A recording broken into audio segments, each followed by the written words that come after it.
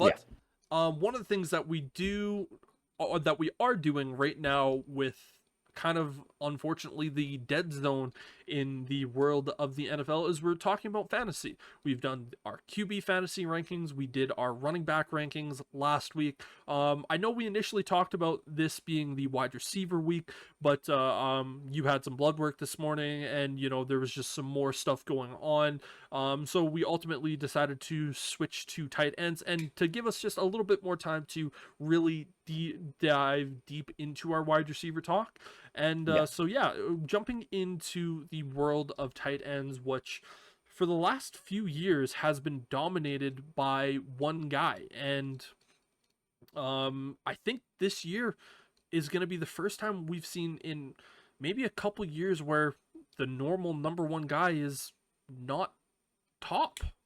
So, Yep. again, the way that we typically do these, if you missed the running back videos, go over our top 10 tight ends that we think you should go after. We're going to talk about their ADP, which is, if you don't know what ADP is, average draft position in most drafts. And we're typically going off of the ESPN slash UHA or Yahoo rankings that they have. And then we'll look at either a couple of sleepers that we have, and if we have people that we think are busts that you should not take. I don't really have any busts this week, and I'll kind of go over that. I'm pretty sure in our pre-conversation you don't have any busts in this as well. But yeah, so Yeah, I don't have any busts. I have a couple guys that you're going to want to be maybe a little more cautious with. yeah, and we Yeah. always talk about their ADP, and we always will factor in whether it's your just single individual year or kind of a dynasty mode to guys to kind of go after. But starting out as your number one, good sir. Well, I feel like, as you said, this is the first year where it's not going to be Travis Kelce. Guy emerged last year. He just lit up the league, and that's Sam Laporta.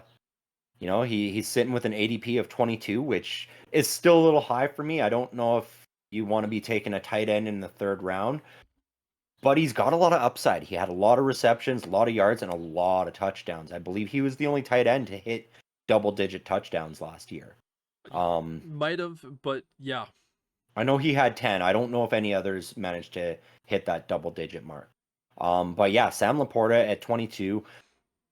I mean, if all the good wide receivers and running backs are gone by that point, then you need somebody who's going to get points for you. So Laporta in the third round, later third round, I'd agree with. Early third round, you should still be able to get certain guys, certain receivers that might be able to put up more points. But yeah, Sam Laporta for me is the de facto number one this year going into fantasy. Yeah, and Sam Laporta to me is also the de facto number one. I actually really like the ADP of 22. I think that's a really good spot for him because when we thought about Travis Kelce last year, he was a first round pick in a lot of scenarios, and he Yep. ultimately went to the second pick in the second round to you. Yep. And, you know, I still think tight end, if you can get the best or some of the best top three guys, if he's there in the second round and some of the guys that I initially thought might be there for me aren't Hmm. still on the board, I'll pull the trigger on him. Sam Laporta was a guy that I picked up week 3 off Yep. the free agency board, and he quickly became my tight end number one because he was so good. Like Hmm. he pushed guys that were good tight ends on my team off of my team. And it was one of those things where it was like everyone looked at me and went, how, like, you just got so fucking lucky. And I went, I know. Yep. Him and Jameer Gibbs have just been cashing the money for me. And I, And I remember week 3 too. I messaged you because I had Sam Laporta in my free agent queue, but you were on the board ahead of me, so you managed to snag him, and I really yeah, wanted him as my backup. yeah. And for the first, I think, few, Every week.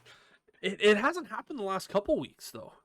So, I guess I wanted to make a triumphant return to, the scene, my headrest. But yeah, the one thing that I know some people are talking about with Sam Laporta is the potential for regression because obviously he had a magical rookie season And that's one thing that I would say I would have been worried about as well if Mhm. Ben Johnson had left.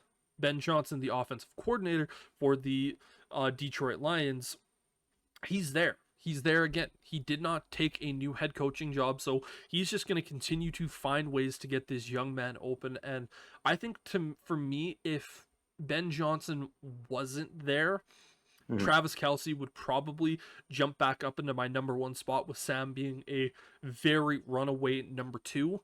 But I think the fact that Ben Johnson is there, it's really going to help him in year number two to not have that regression, in my opinion. And the fact that both of us are looking at Sam Laporta as our number one tight end in this year's draft Mhm. class really makes it interesting to talk about Travis Kelce, who is number two, likely on both of our boards. And Yep. with Travis Kelce, again, he did drop this year. His ADP is 31, which is early fourth round. Mhm. And I would still be willing to take Travis Kelce in the third round if there Yeah. was opportunity, because he still is that guy. We saw age hit him a little bit last year, but I think that was more due towards injuries more than anything.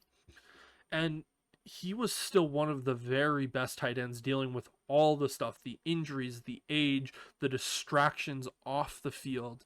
Yeah. Damn near almost had 1,000 yards yet again. And it's just, man, with some of the younger weapons that are still on this Chiefs team, and Mahomes is going to have to grow with, we don't know what's going to happen with Rashid Rice, whether he's going to be with the team, for either the start of the year or the end of the year, just due to what suspensions are likely going to happen. And Xavier Worthy, we don't know what he's going to be like. Hollywood Brown, we've seen him throughout his career be an okay receiver. We know Mahomes is always going to look at Travis Kelce and go, he is reliable. We know each other inside Yeah. and out, and it's just, you can't not choose Travis Kelce as the number two tight end. And it is still, I still know a lot of people that are going to be willing to have Travis Kelce as their number one, just because he's so reliable. Oh, 100%. And like if I see Sam Laporta go off the board, I'm taking Travis Kelce immediately Yeah. at that point, because I do expect to see a little bit of regression for Sam Laporta at the start of the year, just because teams know what he is now, and so he's going to face some double teams to start the year, I think. Travis Kelce, I think, is going to get back to form this year. As you said, he was dealing with injuries at the start of the year. He had a little bit of injury problems at the end of the year, and that whole middle section was just dominated by the Taylor Swift drama. Yeah. I don't think he's going to have all that Taylor Swift drama this year, because it's not a new relationship anymore. It's not a new thing. Everything will have settled down for them. I think he's going to get back to form, and I fully expect him to top that 1,000-yard mark this season. So yeah, Travis Kelce, easy number two. Him and Sam Laporta probably will go back to back in most drafts that I see. Yeah, and the fact that Yeah. they do have that 9 ADP separation, obviously Laporta at 22 and Travis Kelce at 31, I think that's more people not factoring in that, because again, kind of like what you're saying, once we see Sam Laporta go off the board, Yeah. the smart move there would to be, if you have a lot of receivers that you feel comfortable with later, and you have a running back that you feel really good with, getting Travis Kelce with that next pick, or maybe a few picks after that, would definitely be a very smart move in both leagues. Yeah. Sam Laporta Yeah. for a keepers league is massive if you can get him, because you might have the best tight end in the league for the next however long you want to have him for. Oh, exactly. And that's just it. The running back and the quarterbacks was a little bit tighter in some of the rankings. With the tight ends, I feel like it's very much three-tiered system. You've got three guys that are in that tier one level, and then a couple guys in tier two, and then a handful that reach that tier three. But all of these guys you want one of them for your tight end one. And so as soon as those top guys start going off the board, even if it's a reach, you might have to reach to get it, because you may end up in a spot where you're running tight ends by committee and you're taking flyers every week off the free agents list, and that's not a way to win your league. You Yeah. need a solid tight end one so that you don't have to worry about that spot and rotating it through. Well, and even for me, I view it in the tier system as well. For me, in tier one, there's only two guys. It's Sam Laporta and Travis Kelce. I don't have another tight end in that tier. It then drops to my tier number two because you do see the ADP going from Travis Kelce. The next tight end is 45. I don't have him as my number three tight end, but it No. then jumps to 45 to kind of in that 50 range. Then there's one guy in the 60s, two guys in the 70s, and then it drops all the way to the 100 mark for guys that I would feel comfortable with taking as my top tight end. Yeah. But you're number three, good sir. Oh, my number three is a guy that I do still consider in the top tier. Like, he struggled a lot in the Super Bowl, I know, but you go back and you look at the stats he put up through the season, and George Kittle still deserves to be in the talks for this top tier, in my opinion. His ADP is absolutely insulting at 71. Having him go in the 8th round, I think that's crazy. You know, I feel the same way about Kittle as I feel about Kelce in the way if you see Laporta go and then you're not the next pickup and you see Kelce go, you got to grab Kittle because these guys, they're all going to be putting up good yards. They're all solid check down receivers. Yes, George Kittle is used a little bit more as a blocker than those other two, but he's really good at releasing off those blocks into a check down spot when his quarterback gets in trouble, which we've seen Brock Purdy in trouble a lot. And so I think George Kittle is being overlooked by a lot of people with this ADP, and 8th round is too late. If you can get him in the 4th, 5th round, snap him up. Yeah, I think 71 for his ADP is way too low. He is Yeah. not my third tight end in this one, but Oh.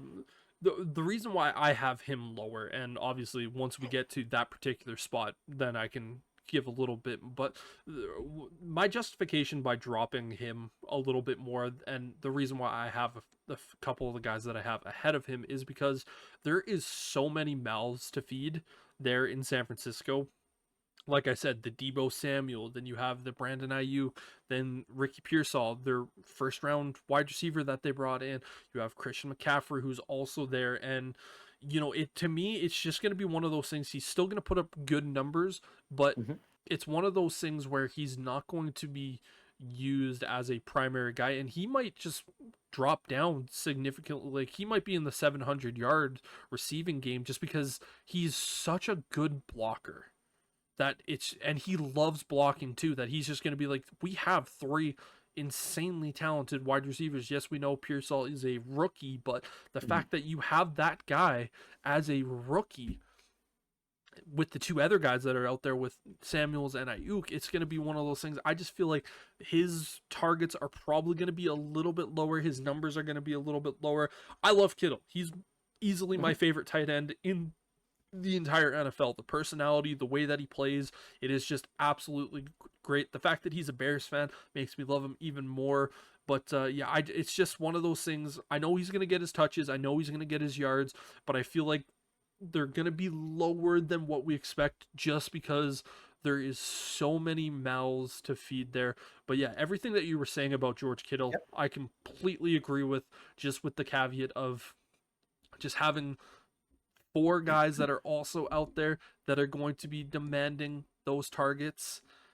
That's fair. Yeah. And for me, my number three guy is Dalton Kincaid. And the reason why I have that, and he has an ADP of 55. Josh Allen and Kincaid had a great relationship last year. They started to really blossom. Josh Allen doesn't really have a lot of receivers to throw the ball to. Yes, they did draft the kid from Florida State in the 2nd round last year, or in this draft. Yep. He is going to have to learn to get comfortable with these guys. And Dalton, I think, is going to be a massive guy that Josh Allen is going to rely on. He's going to rely on him heavily. And I think we're going to see a lot of his yards early in the year be super high. He's going to get a ton of touchdowns. And throughout the year, I think it's going to start to taper off closer to the end of the season. But at that point, he's going to have over 1,000 yards and close to double-digit touchdowns anyways, that it's going to kind of even itself out. And I just feel really comfortable because we know Josh Allen is going to be able to find the ball. And Keon Coleman, the rookie, he's going to take time. And Josh Allen is going to need that safety blanket. And to me, I'm almost kind of getting this sense with kind of what we've seen with the Ravens for a lot of years, of where the wide receivers aren't as good, but the tight end is still very talented, and your quarterback is going to be able to find him. And Kincaid is a guy that I feel really comfortable with. At the fact that he had ADP of 55, to me, he's kind of that top ear, or that top of tier number 2 for me, just because of the reliance on him. Yes, he's going to have a lot more double teams and he's going to have a lot more pressure, but we've seen Josh Allen just be able to feed guys before and they get their money's worth. Yeah, no, that's fair. And I do have Dalton Kincaid on my. I have him a little further down for the very reason you said. I also expect he's going to be huge at the start of the year. You know, he's going to put up massive yards, a lot of touchdowns, but he's going to taper off as that year goes on. And my concern with that is then you're going to be wondering if you can rely on him come playoff time in your league. Yep. And so that is why I dropped him a little further down, because I do expect him to start to produce less and be less of a focal point in that offense by the time we reach about that week 14, week 15 mark.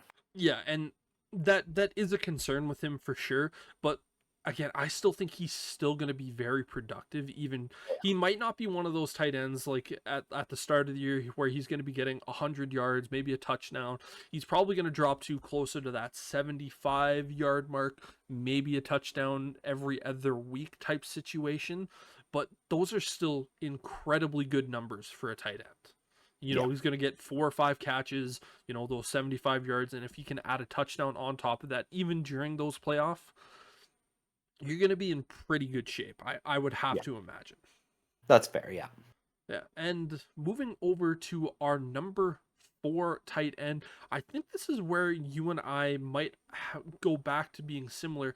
I have Mark Andrews at an ADP of 51. Mark Andrews, again, was injured last year, but for similar reasons why I had Dalton Kincaid at 3, I have Mark Andrews at 4. I think the fact that we didn't see Mark Andrews as much last year, I think people are forgetting how good of a tight end he is. You know, for years, it was, okay, who are the best tight ends in the league? It's Travis Kelce, it's George Kittle, and then it's Mark Andrews.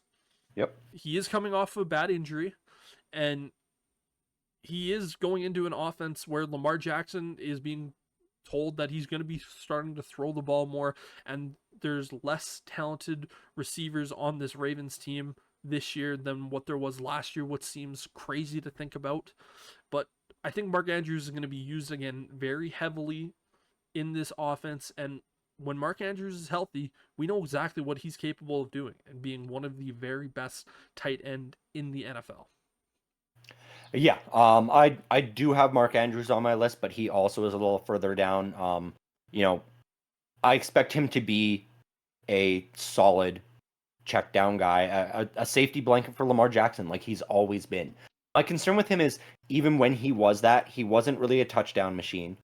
He didn't get a ton of those, and a lot of those yards he's getting, it's usually, you know, third and mid range. So he's getting a 7-8 yard gain. He'll get maybe 4 or 5 of those a game. So he's going to put up a decent number, but it's not lights out enough where he's going to have weeks that he's leading the tight ends. You know, he's always going to be in that, in my opinion, 4 to 8 range for the number of points he puts up each week, and he will just be consistent there. Where some of these other guys, I feel like they'll be in that range, and then once every 3 or 4 weeks, they'll be the top tight end for the week.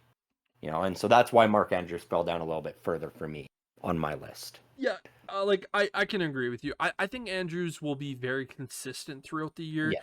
Again, he's going to kind of be very flatlined, as it be told. You're not going to see big jumps. You're not going to see big drops. It's just he's gonna kind of ride that wave of going like right down that line. And is there going to be 100%. tight ends that are going to be better than him weeks in? Yep, but there's Yep. going to be those same tight ends that are going to be worse than him. Oh, 100%. And that's sort of how my list it breaks down is, those guys that are going to have really explosive weeks are at the top, and then those guys who will have occasional explosive weeks are in that middle range, and then the ones who are just going to be consistent throughout, like Mark Andrews, I have a little bit further down. My number 4 is a guy that I expect to have a few of those explosive weeks, and that's Trey McBride.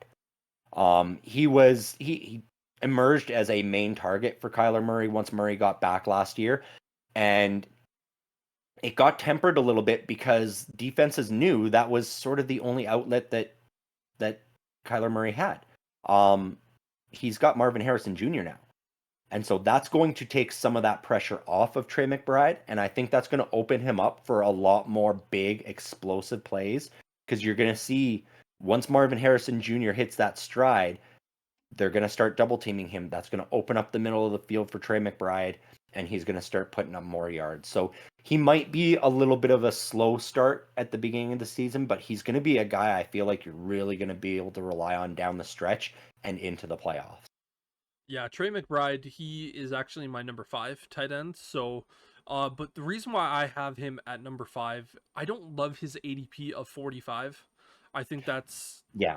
I think a lot of people are kind of looking at the numbers that he put up last year, and there are some people that are talking about him as being tight end 2 in this year's fantasy class, which I think is a little bit rich. He kind of had that same season where Kyron Williams almost had, where he was just kind of at the end of the year, everyone went like, oh, son Who of a the hell's this bitch. guy?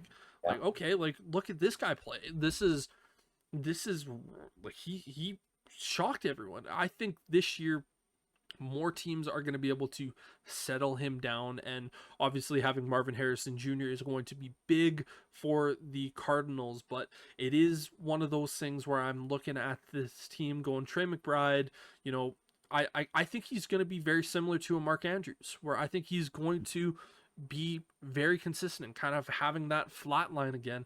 I think he will have maybe 1 or 2 more games of where he kind of has that little bit of a jump up, but then it's going to be one of those situations where he's not going to have a drop, but it's just going to kind of go in like, oh, bloop, but right back down to that type of Yeah. situation. And I think the only reason we're going to see those bloops going upwards is because he gets 2 touchdowns in a game as opposed to just the 1 or the no touchdowns, but yards kind of make up for that. But yeah, I like Trey McBride. He's my 5th tight end. He's one of those guys where, let's say I get a Sam Laporta and Trey McBride is there, let's say in the 5th, 6th round, I would be happy to pull the trigger on that one. But yeah, at 45 for me, that is just too rich for my blood. Yeah. You know, I'm glad you mentioned the ADP actually, because 45 is a steep ADP for him. I don't think he should be going in the, mid 5th round. He should still be targeted as a tight end 1 for you if you don't have any of those top guys we've talked about so far. yes. But I'm looking more in that 6 to 8 for 6 to 8 round is where I would take him. If you're desperate for a tight end and there's nobody else left, then you want to grab him. But by middle of round 5, you shouldn't in your league see more than 3, maybe 4 tight ends off your board. But To be honest with you, I would be shocked if you see more than 3 tight ends off of your board at that point, because I know, yes, like I said, he's your number 4, he's my number 5, but once you can, like, there is kind of this weird dead spot for tight ends where you might have one of these guys go in round 1, likelihood of one of these guys going in round 2 is high. 3 yeah, and 4, that's when you're going to see these first couple of tight ends go off, and then yeah, it's just kind of like the calm before the storm of where a lot of these guys are just going to start to go rapid fire, because again, people are looking at the running backs and the wide mhm, receivers, and you might see a quarterback jump into that mix at some point into those early rounds. But yeah. 100%. And so you have McBride at number 5. My number 5, another one with a really low ADP in my opinion, David Njoku for the Cleveland Browns. He has been a consistent target for whoever happens to be the quarterback in Cleveland, whether it's Deshaun Watson or Dorian Thompson Robinson or Joe Flacco, whoever it is. He's kind of like the Mark Andrews of the Cleveland Browns. You can rely on him. He's a big target. He's going to get you more chunk plays than someone like a Mark Andrews. He's going to get more of those 15 to 20 yard catches because he's big and physical, so he will break a tackle or two. But he's consistent, week in and week out, season to season. He's always putting up good numbers. And so that's why I have Njoku at number 5 for me. ADP is 91, so that's right at the start of the 10th round, which that's fine by me. If you can get him earlier than that, like if you've got all your other positions filled out, you don't have your tight end yet, grab him up. He's going to be a serviceable tight end one that you're not going to have to worry about shuffling him through your lineup in bye week. Yeah, for me, I don't actually have David Njoku on my list. I think with Njoku, he's going to be a consistent guy. For me, I'm worried about that Browns offense. I think they don't have Kareem Hunt. They're not going to have Nick Chubb for a portion of it. I think Amari Cooper is so up and down throughout the season, and you just don't know what you're getting in Deshaun Watson. We've seen when he played the last 2 years that he's not great. Um, so yeah, I'm concerned about that Browns offense, man. And I think you're gonna see a lot of these guys. And again, I could be completely wrong on David Njoku, but I think a lot of these guys are going to take big hits this year because of just how much of a cluster that offense is going to be with Deshaun Watson. And if Deshaun Watson is out there and he continues to play like we've seen Deshaun Watson play these last couple seasons, I don't love it. I don't love it, and I think it's ultimately gonna have a hit be taken on him in that regard. And so, but he's without a doubt on the cusp of my top 10. He's just not quite there. I would probably have him as my 11th or 12th guy as opposed to my 10. But yeah, 91. I feel like that's around the range where you could see him go. I would view him more as like my number 2 tight end on a list, or maybe like a flex tight end Mm-hmm. as opposed to a number 1. And I still feel like we're talking about some guys that are number 1 caliber tight ends. But yeah, a lot of the things that you said, I don't disagree with. I still think he is kind of like that Mark Andrews guy. I'm just really, really worried about that offense of the Browns. Yeah, and I agree completely. That offense concerns me greatly as well. I mean, it makes me happy because I'm a Steelers fan, but from the fantasy prospect, it is a concerning offense. But that's kind of why I think Njoku is still going to have those numbers because he's really the only consistent spot on that offense. Everybody else, like you said, Amari Cooper up and down, Deshaun Watson, we don't know what we're getting week in, week out. We don't know what the running back situation is going to be. Njoku, we know who he is, we know what he can do, and I think the offensive coordinator and the coaching staff also realize that he's kind of the only mainstay solid piece that they've got. And so I feel like that offense might build around Njoku a little bit this year. Yeah, it's just I get what you're saying though. That offense is very concerning. and again, the other only thing, last thing I'll say about this is, I feel like a lot of teams, their defensive philosophy is going to be okay. Deshaun Watson is going to have to beat us using Amari Cooper and some of the other guys as opposed to David Njoku, because we know if we can shut down Njoku, that offense is really going to stall. And I think a lot of the focus for these defensive coordinators is going to be on that route. So again, that's the only reason, Yep. but or that's one of the reasons that I mentioned beforehand. But yeah, Mhm. No, that's perfectly fair. for me, my number 6 tight end was George Kittle. Again, we talked about him earlier. I just kind of feel like right there, again, just with that offense and the amount of mouths that are going to be fed. But again, if you miss out on any of the guys that we have mentioned beforehand, George Mhm. Kittle is going to be a hell of a steal. And the fact that his ADP is 71, I think people are going to forget about him. And you might be able to get him even later down the line because people aren't necessarily going to have tight ends on their focus. Oh, 100%, yeah. Yeah. My number 6 was Evan Ingram. tight end for the Jacksonville Jaguars. Last year, he was sort of, that safety net for Trevor Lawrence. He put up a good year.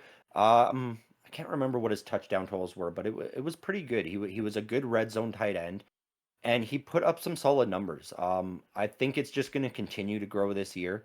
They lost Calvin Ridley, but I do believe they drafted a wide receiver, if I'm not mistaken. I would need to look at But the I draft would need order to look again, too. but yeah. But honestly, looking at what he did for the stats last year, not a lot has changed on that Jacksonville team. They're going to be looking to grow with what they did last year, and that was one of the spots that worked, was using that tight end in the passing game.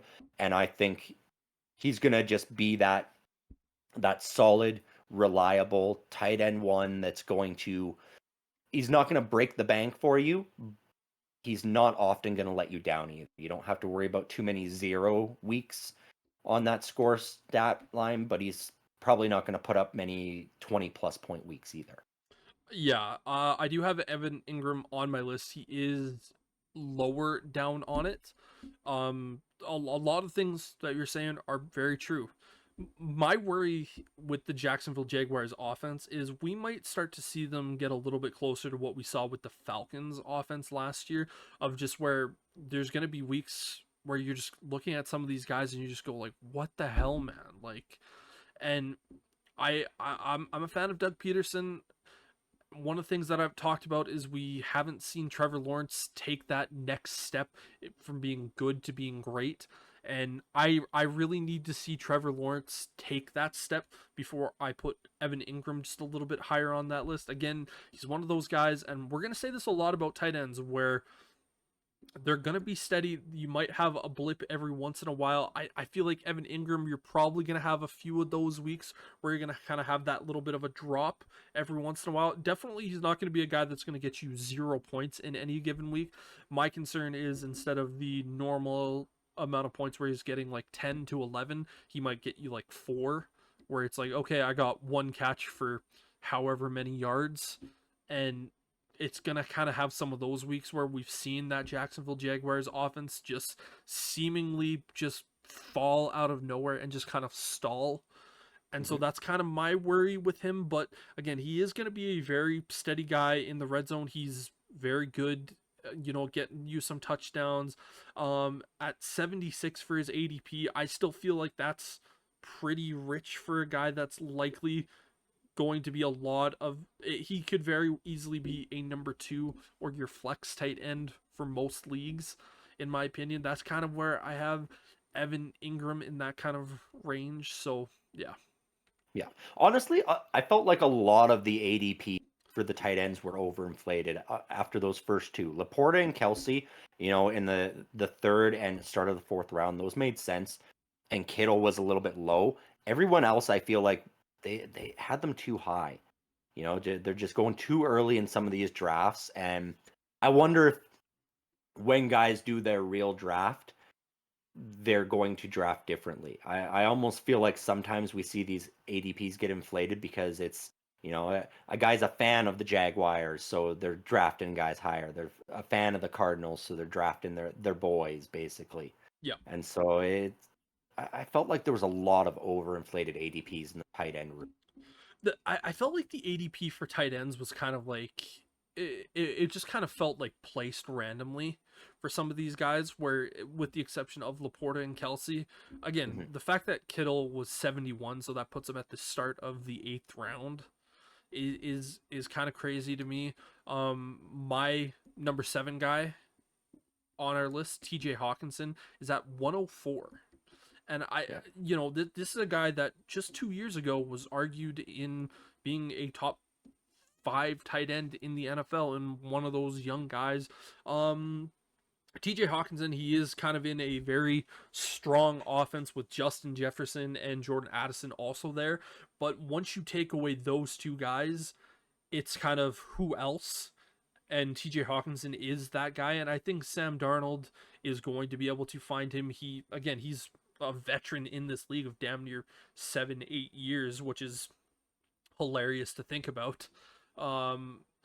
And I think he's going to be able to be comfortable finding TJ Hawkinson. And I don't think TJ Hawkinson is ever going to have explosive games, but he's going to be a constant, reliable guy. He's going to get 4 to 5 catches per game, depending on his yak after that. It's going to determine, but he's going to be very good in the red zone. And, the fact that you do have Justin Jefferson and Jordan Addison out there with him is going to open up spots in the middle part of the field where he does a lot of damage. And I do think Sam Darnold or JJ McCarthy is going to be able to hit him, because when you see a big, reliable target as a safety net, it typically is going to be good. And I feel TJ Hawkinson is kind of at that realm where he's going to be he's going to find a way to get 700-800 yards this season, probably close to 7-8 touchdowns. And he's just going to be kind of one of those guys where you sit back and go like, God damn, like that was actually a pretty good year for him. Yeah. Yeah, I also have TJ Hawkinson at number 7. That 104 ADP, so like early 11th round, I'm looking at that going, like, I think he dropped so far because the loss of Kirk Cousins. So the question marks of, is it going to be Darno? Is it going to be McCarthy? Are they going to be good enough to still distribute the ball to more than just Justin Jefferson? So there is some concerns there. Yep. But really, it might be shaky to start the year. But once whatever quarterback wins that job settles in, they're going to discover they have a stud at that tight end position that they can always rely on to check the ball down to get those short yardage, first down, third down conversions. So yeah, TJ Hawkinson is a great pickup if you can grab him, especially in the 11th round. If he's still there, scoop that up for tight end 1 or 2 at that point. If you can get TJ Hawkinson in the 11th round as your tight end 2 or your flex tight end or your flex position, I should say, you are going to be extraordinarily happy, because this is a guy that has tight end 1 potential on some teams. And I think another reason why we've seen TJ drop a little bit more was because he did battle with some injuries last year. He didn't play the full season. So, it is, I will say this is one of those guys you are going to have to put, a little bit of an asterisk beside, going like, okay, if he, like, I would feel really comfortable drafting him as tight end 2 or a flex position. But, at 104, if you can get him there, you are going to be extraordinarily happy with for the numbers that you can get. And like I said, if you have a Sam Laporta and you're like, I really want a second tight end and TJ Hawkinson's there, you are going to be more than happy with that. So, 100%. Your 8th tight end, my good sir. 8 is where I had Mark Andrews drop for myself. So as I said earlier with him, I feel like he's going to be very consistent, but he's not going to have those explosive weeks. And I still have question marks. That was a bad injury for Mark Andrews. It was. He is not a young man anymore. Like, are we going to see the same Mark Andrews as we have before? He's been so good for so long. I could not justify dropping him off my list. He needs to be on this top 10 list. You have to have faith in him. But that comes with that warning of, if he's not the same guy, we could see that drop off in his production finally happen. Yeah, and it's just, I guess, well, like I've already said what I said about Mark Andrews, and it really is with him. If he stays healthy for the entire year, you could see him be closer to that 4 spot of what I had him. But if he's still battling with some injuries, he's going to be down. For me, at my number 8 spot, I have the guy that is just so frustrating over the last couple years. That's Kyle Pitts. Kyle Pitts, for the last 2 seasons, ever since he had his rookie year, he's been one of those guys where it's been, or in his second year, he was tight end number 2 behind Travis Kelce. And then last year, it was kind of like, you and I had an absolute no-go on Kyle Pitts last year. We both said that it was a no-touch. It was quarantine away from him. You were not going to even approach Kyle Pitts. The fact that he has an ADP of 64, I still look at that and I go, you guys are putting some heavy, heavy stock in that. Now, The reason I have him in my top 10 is because I do think he was affected a ton by Arthur Smith. And Hmm. we all know my opinions on Arthur Smith. I think he needs to take his crayons and go home. He should not be coaching in the NFL. And I will still make fun of the Steelers for signing him at that point, but we've already had that discussion of that was kind of the best that they could do at that time. So, and his crayons happen to be a lot sharper than Matt Canada's, so it's, an upgrade, but I do think Kyle Pitts is going to get a benefit from playing with Kirk Cousins. Kirk Cousins does work well with tight ends. We've seen him work with TJ Hawkinson, what he's going to be able to do. I think the new offense for Atlanta is going to be better. He's not going to be utilized as a decoy anymore, or at least he shouldn't. And this is one of those ones where I feel comfortable taking him this year. I do not feel comfortable taking him at 64. If he is there in the 10th, 11th round, you pull the trigger on that one, in my opinion, if you don't already have a stable of tight ends. Um, yeah, but I do think Kyle Pitts is going to have a much better year. I think we're going to see a little bit more of the true form of Kyle Pitts this particular season, as opposed to what we've seen the last 2 years. Is he going to be 1,000-yard getter with, multiple touchdowns? I don't think so. Do I think 700 to 800 is his peak? Yeah, but if you can get that peak, you're still going to be pretty goddamn happy. Yeah. Yeah, I mean, I'm still wary on Kyle Pitts myself. I did not put him on the list just for that reason. He's on my maybe avoid list just because he hasn't produced. Like, yes, I agree it was likely due to Arthur Smith, but was so much damage done that he's not going to bounce back from that. There's a lot of other talent on that offense for Kirk Cousins to go to, in Bijan Robinson and Drake London. I believe they made a trade for another wide receiver as Rondell well, Moore, Darnell right? Mooney. There's So there's there's a lot of weapons. yeah, so that's my only concern. It is possible he could finally find that form with Kirk Cousins throwing the football. But for me, I just didn't put him into my top 10 because he's sort of in that realm of prove it to me first. Yeah. Like he was on our don't touch list last year. I think it was week 11 or 12 where I finally picked him up off the free agency wire because I was going through tight end injury issues and I didn't have anything else available. So I was like, okay, let's see what he does, and he still did nothing. Yeah. I like I said, with TJ Yeah. Hawkinson, I had an asterisk beside. With Kyle Pitts, I have a big asterisk beside. And like I said, for me, the only way that I'm gonna feel comfortable picking him is if I have a guy that I am really solidified on and really sure that I'm comfortable with as my number one. Um, but yeah, like at this point, I just feel, again, the ADP, if he is there at 64, avoid. I Yeah. don't think you pick him until you get to the hundreds, but I still think, like, if you can get him in the 100s and you Mhm. have a number one tight end, I really feel like he could be a very, very solid option. And again, I know exactly what you mean. He does Yeah. need to prove it to us this year as opposed to what we saw from the last 2 seasons.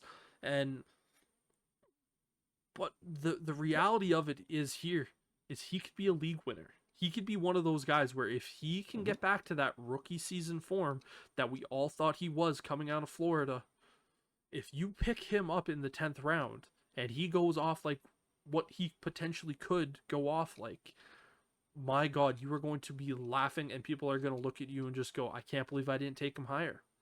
Yeah. We could, like, at this point next year, we could be talking about Kyle Pitts going, I can't believe Kyle Pitts ended up falling to like the 11th round to us. We should have picked him up in like the 3rd round type situation. He is the definition of boom or bust. Yes, 100%. And that was probably the biggest reason he's off of my list because my list really is like every guy on my list should be somebody that you're targeting for a tight end one. Kyle Pitts for me, and he's still there, and I need a tight end 2 or even a tight end 3 at that point, then I'm gonna scoop him if he's still at that point. But for my tight end 1 spot, the guy who's gonna be in my lineup every single week, I just don't have faith quite yet. Yeah, and for me, the tight end position, it's really tough just because unlike running backs where you can have multiple guys that can be running back one, Hmm. multiple quarterbacks, multiple wide receivers, I really feel like there's only maybe 4 or 5 guys that I really feel like are true tight end ones, and everyone else is just kind of either that tight end two or that flex position. And Yeah. The tough thing is, with only four of them, you've got a 10-man league. yep, You still have to pick one of these other guys for your tight end one. You can't share those four guys. And so that's why I have these other ones on my list as potential tight end ones, because that's just it. If you miss out on those first four guys, you still need to find a guy who's going to be able to consistently perform for you week in and week out. totally, totally. Yeah. And yeah, my number 9 was Evan Ingram, like we talked about.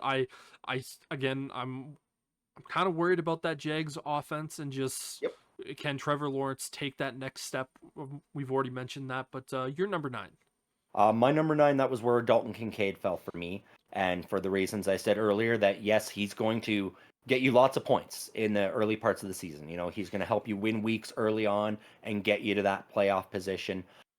My concern is come playoff time, is he still going to be putting up those numbers? Because by then, I feel like the Bills will be a more rounded offense. Yeah, and again with Dalton Kincaid, he's definitely one of those guys where he's going to be riding very high, but he's just going to start to slowly come Yeah. back, and then he's going to kind of ride an area kind of similar to what we're talking about. My number 10 was Dalton Schultz, the Texans tight end. That Texans team, man, they are a stacked as hell offense. They are very very fun to watch. They're going to be very good. And you know what, Dalton Schultz, he was a very good tight end. He was a sneaky good tight end last year, having, I think he was close to 700 yards, if not eclipsing that 700 yards mark. CJ Stroud, he's only going to get more comfortable. And, I still have some concerns with, what they have at the wide receiver spot. Tank Dell and Nico Collins as their 1 and 2. It was really just the first year for both of those guys actually being good. So we don't know if that was what their true form is or if that was just a blip. We do know they made the trade for Stephon Diggs, and Yep. that's going to be a very very strong wide receiver room. But I still feel like Dalton Schultz is one of those guys. The fact that he's 123 for the ADP, I look at that and I go, man, like in my opinion, he probably should have been higher on my list, and I still might look back at this and move him forward because I still think there's a lot of mouths to feed on that Texans offense. But CJ Stroud, we know he's a very smart guy. He's just going to take the open guy and say, you know what, I'm going to let my tight end do all the dirty work here, dump it off 3 yards to him, and then he's going to get me 10. And he's going to have a bunch of games where he's going to have maybe like 50, 60 yards, maybe a touchdown, but there's going to be some of those games where he gets you 150 yards and, multiple touchdowns. So he has to be a top 10 guy for me just because of the offense that he plays in and the caliber of player that he is. 100%. And everything you said, I agree with. That's exactly who I have at my number 10 spot as well, as Dalton Schultz. He's the guy, after Kyle Pitts failed for me during my hunt for tight ends during injury season for me. Dalton Schultz is who I found, and he kept me afloat and kept me alive in that number 1 spot throughout the rest of the season until Travis Kelce started finding his stride again. So yeah, Dalton Schultz, I saw great things last year. I think CJ Stroud did as well. And yes, there's a very loud mouth to feed now in Houston, but CJ Stroud, I think, as you said, is intelligent enough to realize he's only there for 1 year. And so if Stephon Diggs doesn't like that he's not getting enough targets, CJ Stroud is not going to give a damn as long as he's winning games. He's going to look and go, this guy's catching every pass I throw to him, and he's moving the sticks for us. You keep dropping these deep passes that I throw to you. So that's why I'm not going to you. So yeah, Dalton Schultz is going to be a sneaky good guy that you can get. If he's still sitting there in the 13th round, grab him. I would be comfortable picking Dalton Schultz in the 10th, to be perfectly Yeah. honest with you. Like, Yeah. I'm again, the tight ends have just kind of felt like they're thrown at the wall and just kind of Well, going at that. But and the thing to remember this year too is I expect all of the tight ends to see an increase in their usage and in their stats yeah, because the hip drop tackle has been banned, and honestly that is the thing that's been hurting the tight ends the most. Literally. That's where most of their injuries are coming from is hip drop tackles because Mark these Andrews. right these safeties, these cornerbacks can't tackle the guys. And so we're going to see a shift in the league where we're going to have to find more cover capable linebackers that can deal with these tight ends. And so it's going to take a couple seasons for that shift to happen on the defensive side of the ball. So I expect the tight end position to really see a surge in the next 1 to 3 seasons on what they're getting because their players, those tight ends are being protected a little more now. Yeah, yeah, and like what we said, we didn't really have any busts that we think you should completely avoid. We did kind of talk about the guys that are asterisks. I know you kind of have Kyle Pitts a little bit more into that particular Yep. category. I, Um, I do have one other that I felt was a little bit high that's a void. And that's Brock Bowers. His ADP right now is 103, and so that is above a couple of the guys that we have on our list. Yes, he is an excellent tight end coming out of college. He was the hands down number one this year, but he's going to a team with a questionable quarterback situation. So we don't know who's throwing the ball. And he's also, there's already depth at that tight end spot in Vegas. And we can't forget Devontae Adams is there. Like he's going to still be the target number one. And so that's where I temper my expectations for Brock Bowers. Come next year, this could be a different conversation because if he emerges into that tight end one spot, they find themselves a quarterback in Vegas, he could be a stud. But right now, to start the season, I don't expect to see a ton out of Brock Bowers. As the season progresses, he might be a guy, if he's sitting in the free agent wire, for you to just sort of tag and keep an eye on. But I would not be spending a draft pick on him. you know what? I actually have Brock Bowers as one of my sleeper picks in this year's because his ADP, the one that I saw was 99. So I again I think Brock Bowers is going to have a lot of people looking at him similar to what Sam Laporta was, where he was the top tight end, or he was one Yep. of the top tight ends in the draft class. And, people are going to think that he's going to have a similar year to a Sam Laporta. I don't think so. I think the Raiders are in a very bad spot when it comes to offensive coordinator with Luke Getsy. Luke Getsy does know how to utilize tight ends because we've seen what he did with Cole Kmet.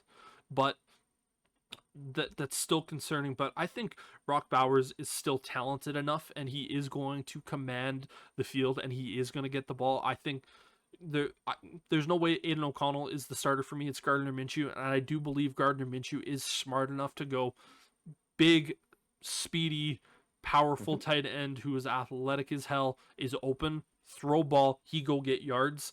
If he is, your tight end two or flex guy, like he could potentially be your tight end three on your list, like one of your bench players. He could be a hell of a guy to pick up and utilize, in my opinion, because he is going to be very talented. We do know with rookie tight ends, a lot of the time they do struggle in year number one. I think we were kind of spoiled these last couple years, seeing what Sam Laporta did in his rookie year and seeing what Kyle Pitts did in his rookie year. But the majority of the super talented tight ends, we see year number one almost used as kind of like a red shirt year, but they're actually playing. It's going to be, you're kind of tested by fire. You're getting the feel, you know how to get off the line and separate yourselves from defenders. I think Bowers is comparable to Sam Laporta. It's just unfortunate the offensive coordinator that he has. Yeah. But once he starts to get going, man, he's going to get going. And whoever the quarterback is, it's going to be Gardner Minshew. I don't think Aiden O'Connell should ever be considered for that starting job. But he once the quarterback who's playing for the Raiders starts to feel comfortable with Brock Bowers, they're going to utilize him a ton, and he might actually become weapon or choice number one for that Raiders offense. So that's why I have him as that sleeper. That's fair. I only couldn't put him as a sleeper because at 103 or 99, it fluctuates day to day, and so we did our lists on different days. That's why it's a bit of a shuffle. But that's still 10th to 11th round. And for me, like my sleepers are usually guys that their ADP is sometimes just right out of the draft completely. And these are guys that you can pick up off the free agency wire or with a late pick as an insurance policy or a gamble.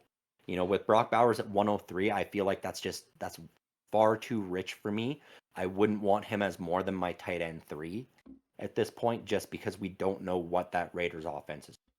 Yeah, and I agree with you. I think his ADP at 99 or 103 is too rich for my blood, but just the way that we know how tight ends end up falling down the draft, because I'm pretty sure George Kittle in our draft last year didn't actually go until like the 7th or 8th round anyways. We look at it and say his ADP of 71 is kind of crazy, but that's where he ended up kind of in our range last year anyways. So we're going to see a lot of these tight ends ultimately drop, because once you kind of get away from those top 4, top 5, the tier 1 and the first half of tier 2, I think you're going to start to see a lot of people start to move away from the tight ends and go, okay, I'm going to really focus on building out the rest of my team, and then these tight ends are going to be a little bit later. And I think Brock Bowers, unless you're an avid Raiders fan, you're probably going to be able to get him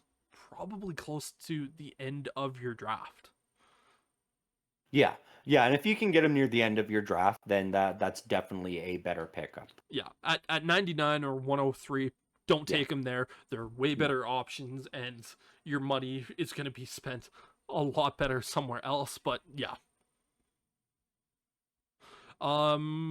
Your first sleeper, because I've already talked about my first sleeper. Yeah, and so my first sleeper is Baltimore Ravens tight end Isaiah Likely. His ADP is 187, so 19th round. I don't think there's usually 19 rounds in a fantasy draft. I think it's usually about 15. And so he's off the list completely because he is going to be the tight end 2 to start the year. Mark Andrews is back. However, when Mark Andrews went down last year, Isaiah Likely stepped in, and we didn't see much of a change at that tight end spot for the Ravens. He wasn't as good converting the third downs. However, he was a rookie. Yep. You know, and so that will come with time. He was still a solid target. He still put up great numbers, and he was a great outlet for Lamar Jackson. And I think if Mark Andrews struggles or isn't the same guy, we could see the Ravens start doing a bit of a rotation at that tight end role. And so Isaiah Likely is a guy. If he doesn't get drafted, you definitely want to throw a tag on him just to see if Mark Andrews struggles or goes down again with an injury. Scoop him up, because he will put up numbers for you if he can get back into that tight end 1 position. Yeah, I don't really have him on that list. Again, I think kind of some of the guys that we're talking about, once you get away from them, it really starts to fall off. But yeah, I don't really have any notes on him because he's just not someone on my radar. So my second sleeper happens to be Chicago Bears tight end Cole Kmet. Cole Kmet, every single year he's been in the league, he's just been better and better and better. His ADP is 124. So people are talking about him kind of going to that later stage, and with how the draft when we know is going to happen, I think people are going to think about him, and he's actually going to fall more because people are going to look at the trio of wide receivers Chicago has, and DJ Moore and Rome Odunze and Keenan Allen. They're going to kind of forget about Cole Kmet, and Cole Kmet is one of those guys that is kind of a touchdown machine. Like, he will have periods of time where he will get 2 touchdowns per week. We saw that last year, and he is one of those guys that I think is going to be super beneficial to Caleb Williams. And if you can get him in the 13th round, the middle of the 13th round, I would be willing to take him in the 10th, because he is going to be able to get you touchdowns. And if he's your flex tight end or your tight end 2 or somehow your tight end 3, you are going to be absolutely laughing. Like for me last year, my tight end set was Sam Laporta and Cole Kmet. And I would argue to say that I had the best tight end duo in our league last year that had so many other tight ends, just because of the points that they were constantly getting me. And for me, Cole Kmet is just on the outside of my top 10 list, because he does have so much of those games of where he goes up like that and gets that extra leverage. But there are games that he does kind of just go back to that flat line. But yeah, the fact that 124 ADP just feels really low to me. So you could probably get him as your tight end 2 and be really, really happy.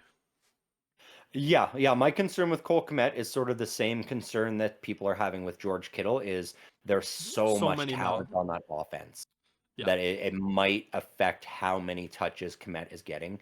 That's why he wasn't in my top 10. That's why he's not a sleeper. But you make a very good point. If you can get him in those final 3 rounds as your tight end 2 or as your flex 2, that is an excellent pickup, because on those weeks where DJ Moore struggles or Romo Dunze just isn't getting it done, that Cole Kmet's there to help bail out Caleb Williams. And so that is an excellent grab for sure.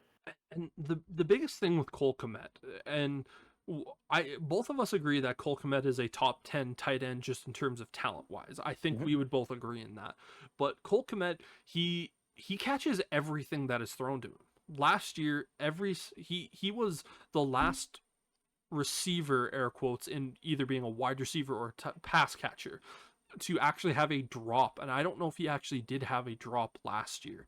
Like he is just so reliable, and with the ball in his hands, he is a big, strong, tough guy to take down.